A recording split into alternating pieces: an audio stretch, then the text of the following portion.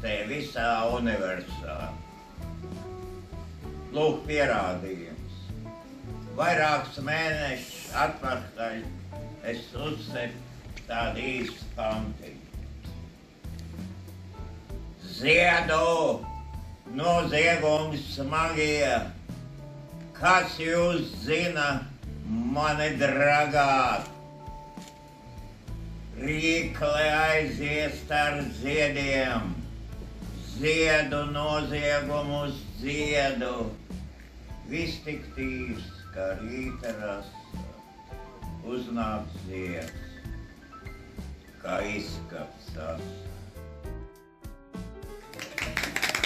Kur domā savādāk, lai met uz mani akmeni, vēlams dimantu, var ar rubīnu iztikt. Lūdzu. Cik es zinu. Man ir citi priekšnieki, kas šajā gadījumā šeit varbūt vēkas rada. Lūk, un pirms dažām dienām es uzrakstīju tādu pantiņu. Burlesk.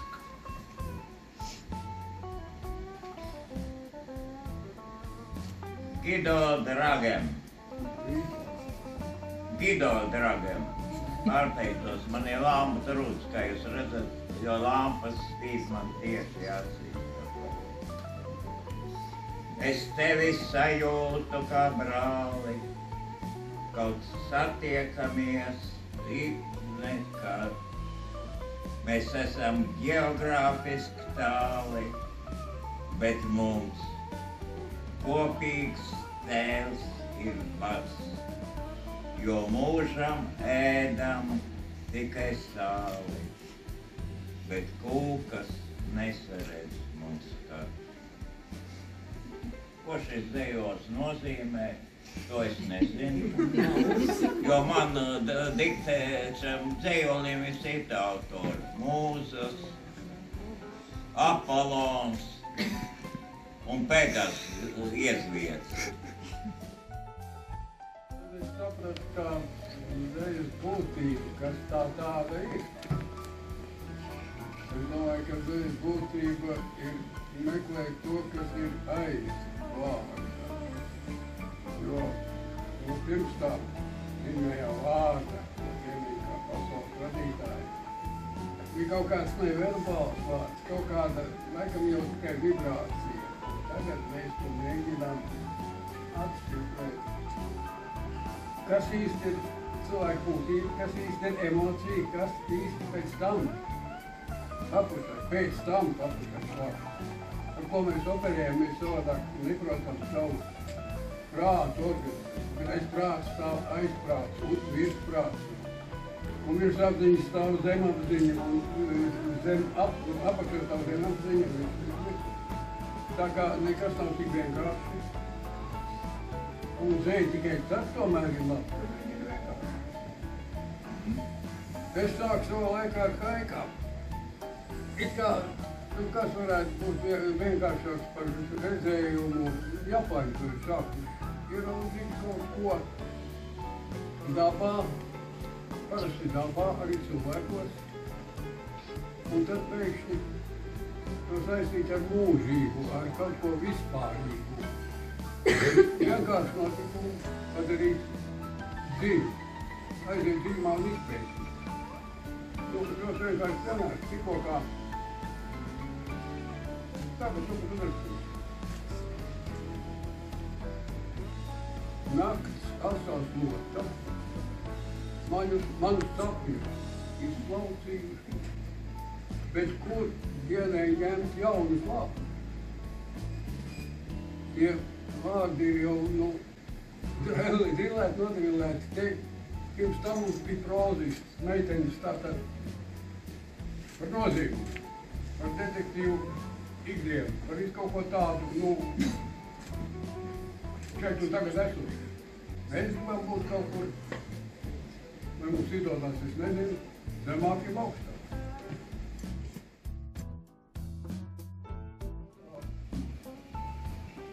Ēdiet ābolus, saka, ieteicis Čūska, populārākais pārtikas blogeris.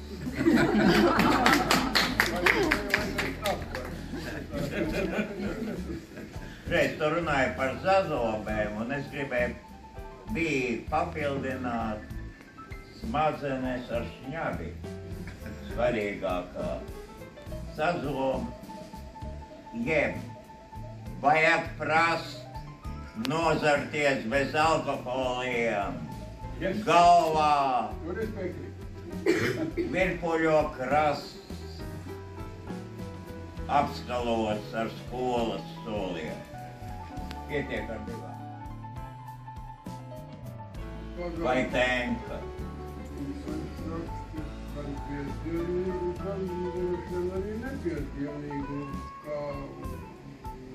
Nu, pēc līmeņa, nevis pēc tematikas.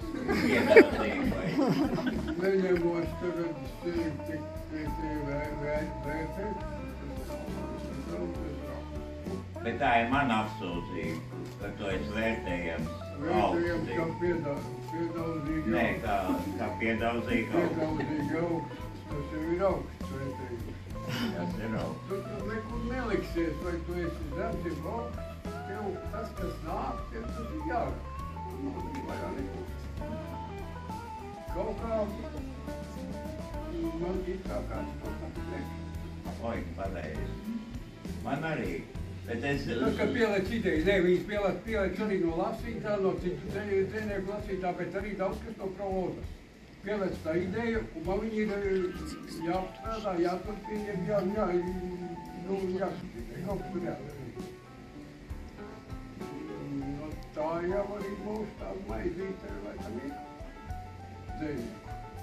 Kas domēja. Jā. Savus gados, jā. Grūti man būt, gan man ir mūzas un augstā iepriekš minētā Pegas izsniegt dokumenti, policijas dokumenti, tāpēc tev pat labam prasīt. Cits kaut, tas ir pretēji likumiem, ka nedrīkst runāt par personību, bet es runāju par tavu kontekstu, jo, kad es lasu klasiķis tāpat kā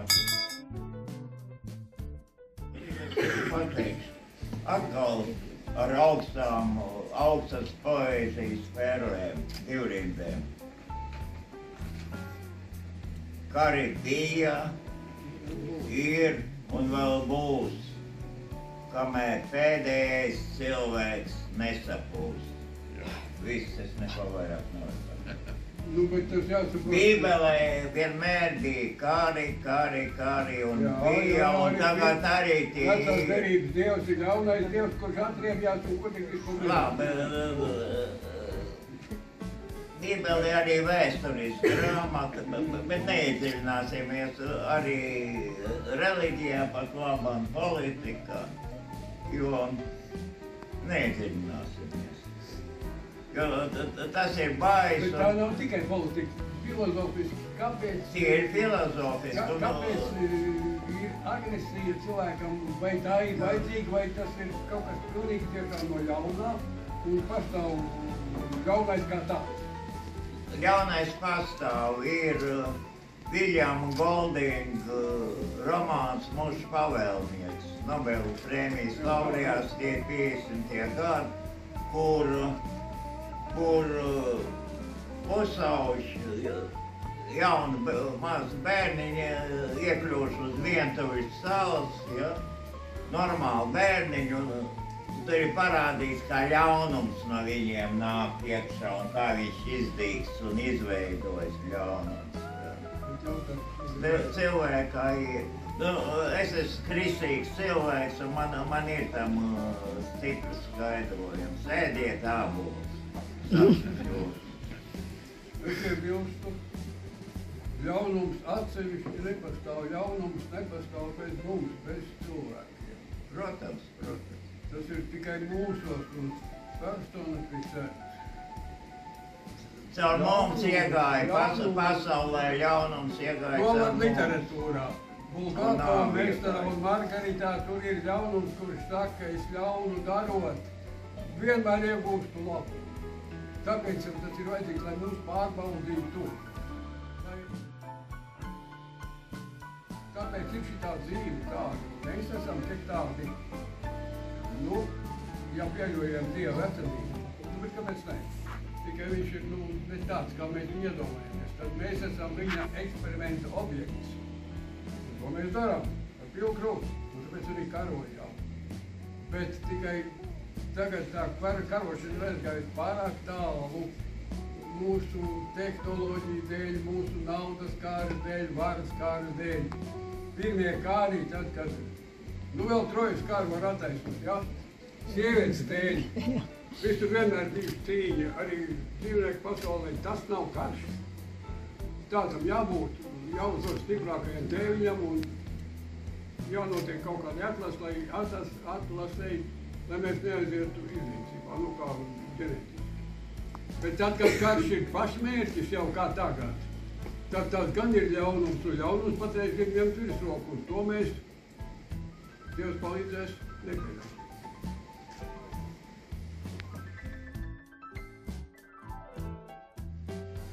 To es braucot šurp autobusā, braucot uz Rīgu uzrakstīju. Tev jautājums. Tu dzīvo Pūrē, kur ogas dzīvo dzīvi sūru, jo spēlē traģiskākās lomas, lai uzlabotu mūsu omu, bet lielās saldumē aiziet bojā, lai mēs vairs omu nelabojam. Kā tu pārdzīvo traģisko ogu bojāēju pazīstamajās zaptēs, kuras es ēdu? Iet bojā ogas masveidā katru dienu, un tu dzīvos ar tām. Kā dzejā? Tas tev atspoguļojas. Katreiz jau viņš varēja pāraudzēt vīnā, vīnu varēja pārdzīt konjakā, viņš kaut kā samīcīgi un tādā veidā tikt ar to galā. Bet tagad likās ar rokām mēs iztiekis ar cilvēkiem. Tas ir grūtāk, bet kāpēc ir grūtāk? Ja mēs cilvēki jau esam, es jau tad tā kā iesticēju to jautājumu, tagad es uzvārdu tā iztīcu. Un šī sakarībā mums ceļš tomēr.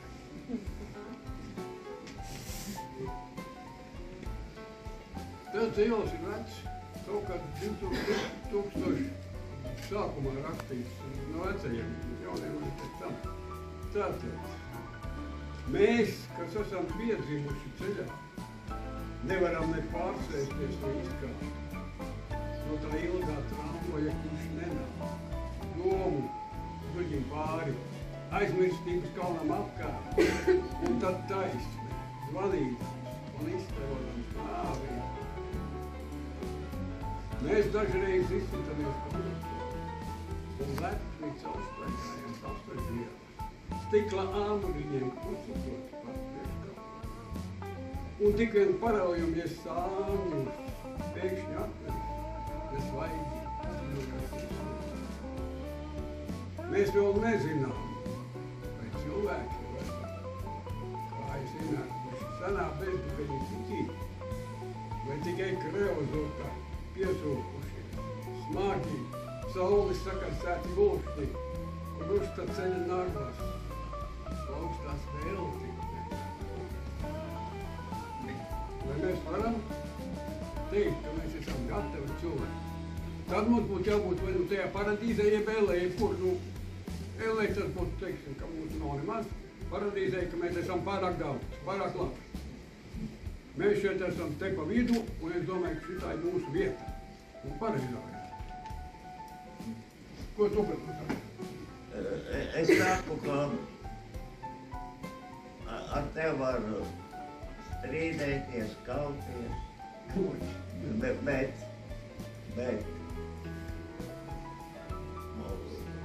man ir pretjautājums. Mēs teikt, ka cilvēki dalās vairākos līmeņos, viena runā par sadzīvi, cita runā par kaut ko vairāk, un trešie runā par idejām. Jā, man šis defekts, tas ir smags defekts, ka es rakstu arī par idejām, diemžēl. Es tur nerakstu par seksiņu un tam līdzīgām lietām, kas ir nozīmīgākas varbūt cilvēku dzīvē. Lūdzu, un tev ir tas kāds, kur ir tavu pornīnīši? Kur? Ir. Labi, neminēsim. Es kādreiz visu prātu pamēģinu, bet tam man tur... Kā mēs to tur, nē, nu nosaukums jau vien ir pornogrāfija. Karma liekas kama. Karma, es saprotu, ka karma, jā, darba. Lektorīt arī bija pieminēts. Bet es gribu teikt, ka šāda domāšana, šāda dzējošana un domāšana šajos ideju kategorijās, mūžīgās kategorijas, kas cilvēks pavada. Un tas, ka tu domā piektajā dimensijā, ka tu citēšu vienu savu rindu, cities pret kupolu, kaut neesi ne muša, ne astronauts. Un to kupolu nevar caursist ar intelektu vienu. Līdz ar to tu dzīvo kādā šajā pūres vientulībā, garīgajā iekšējā, dvēseliskajā. Garīgajā, jā. Jā. Un par to man, un es dzīvoju Cēsīs gluži tāpat. Kaut Cēsis ir kā 3,000 mazāk nekā Tukumā.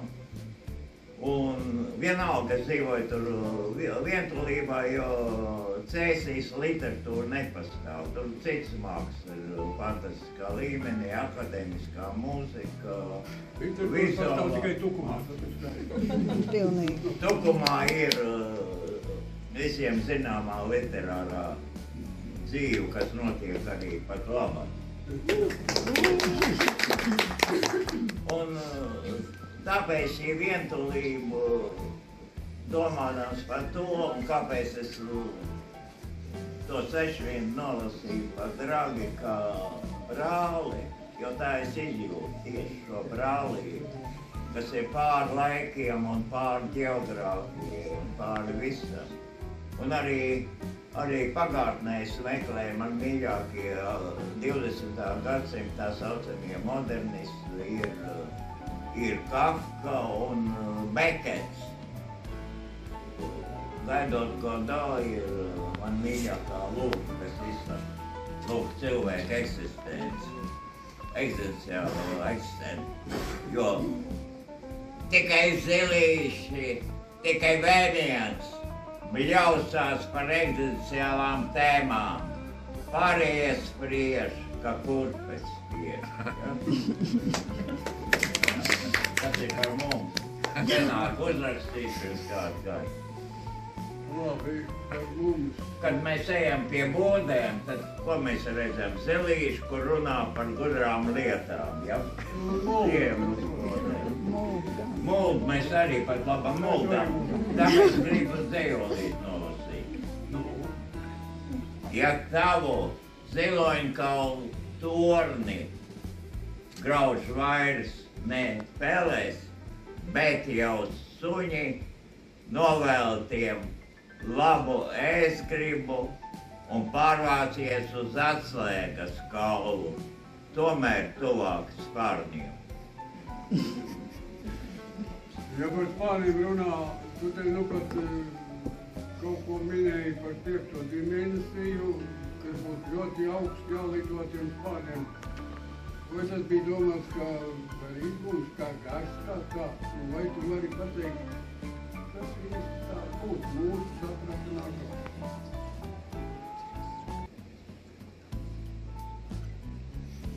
Tā ir gara runa, bet šajā gadījumā es domāju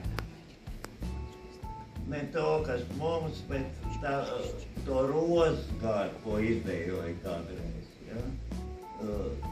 Mākslu, ka mēs ar savu mākslu, ar dzejas mākslu mēģinām pārsist šīs dimensijas. Iziet ārpus dimensijas. Un tur kas ir? Tas ir mūsu patos. To mēs varam. Jeb tas pastāv objektīvās. Dievs, es pateikšu. 5. mūsu grājumā Dievs, kad sūta baušus, kā viņš runā. Tas ir ļoti svarīgi, kā Dievs runā uz mūsu un pārējiem, uz jūdiem. No kurienes viņš runā? Viņš runā miglā, mākonī un vidū uguns. Viņš nerunā tieši seja pret seja, acs pret acs. Viņš runā caur miglu mākonī un uguns, kuram mēs netuvojamies ugunī, mēs klīstam tikai nomalē. Apkārt, jā, mēs neejam. Tāpēc mēs nevaram pateikt, viņš nerunā skaidri un gaiši, ja? Kāpēc? Dievu neviens nav redzējis. Bet Dievs ir skatpunkts, cilvēks ir vientuļs. Nav sugas vientulības manā sētā, jau aizlaikos tā kolektivizēta, uz visiem viena vientulība liela. Tā aiziet cilvēce pa tukšo debes ielu. Tas ir mans dzejos, kurš ir otrajā dzejoļu krājumā 1981. gadā. Tu tagad viņš joprojām ir man atbildes. Jautājums paliek atklāts uz pēdējo raundu tātad. Jā. Vai kas Kurš kuram sirdīs paķīt? Jo atzīties visu literātu priekšā, ka es neesmu lasījis to vai šito, man liekas super tas ir. Vai tie, kur Es arī drosmīgāk pēkšņi esmu. Vai visi ir izlasīt, ko cilvēks Nē, es netikstīgāk.